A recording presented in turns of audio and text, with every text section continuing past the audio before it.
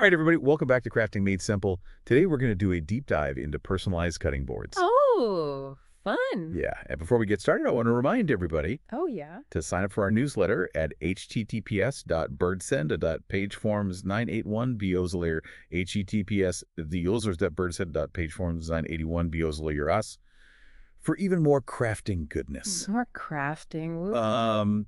You see personalized cutting boards everywhere these days. Mm-hmm. And they can be such a cool way to like keep those family recipes alive. Oh, for sure. Like you could put your grandma's famous cookie recipe on one, or maybe your dad's secret barbecue sauce. Totally. It's like taking something ordinary Yeah. and making it special, sentimental. Oh, totally. It's like functional art, Yeah, like a family heirloom almost. Right.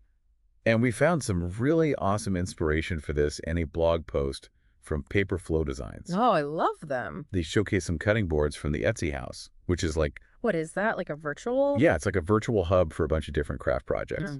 That's cool. No, Etsy, I have to say. Ah.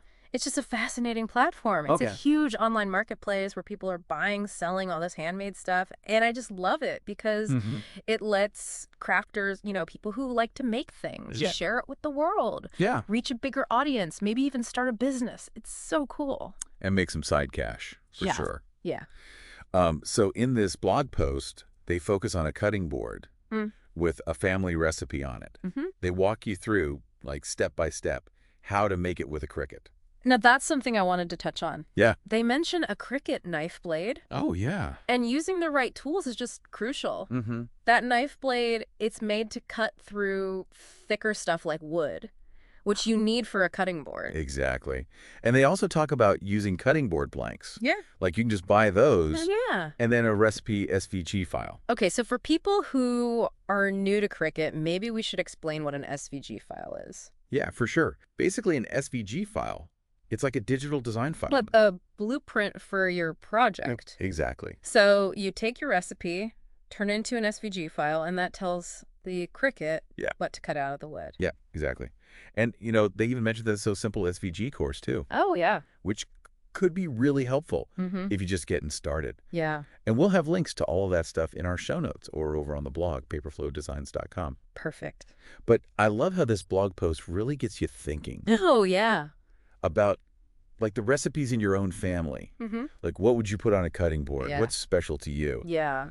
Now, speaking of special, this blog post is part of a whole Etsy house series Oh, really?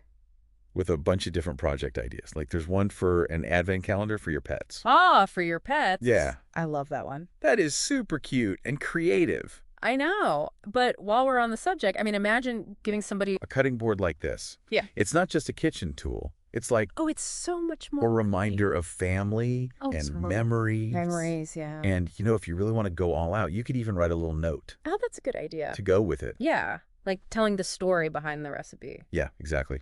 Make it even more special. So I think this blog post, it really shows you the possibilities Totally. with cutting boards, like how you can turn them into something meaningful. And it shows how Etsy is Yeah. giving people this platform to share what they make with everyone. Yeah, exactly. So be sure to check out the full blog post over on paperflowdesigns.com and see all the other Etsy house project ideas. Yeah.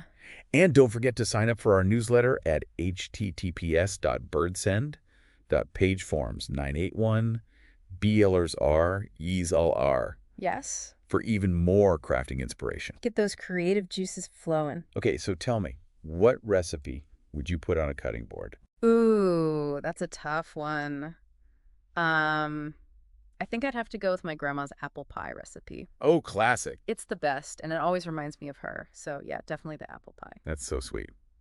Well, that's all the time we have for today's deep dive. Thanks for joining us, and we'll catch you next time on Crafting Made Simple. Bye, everybody. Happy crafting. Happy crafting.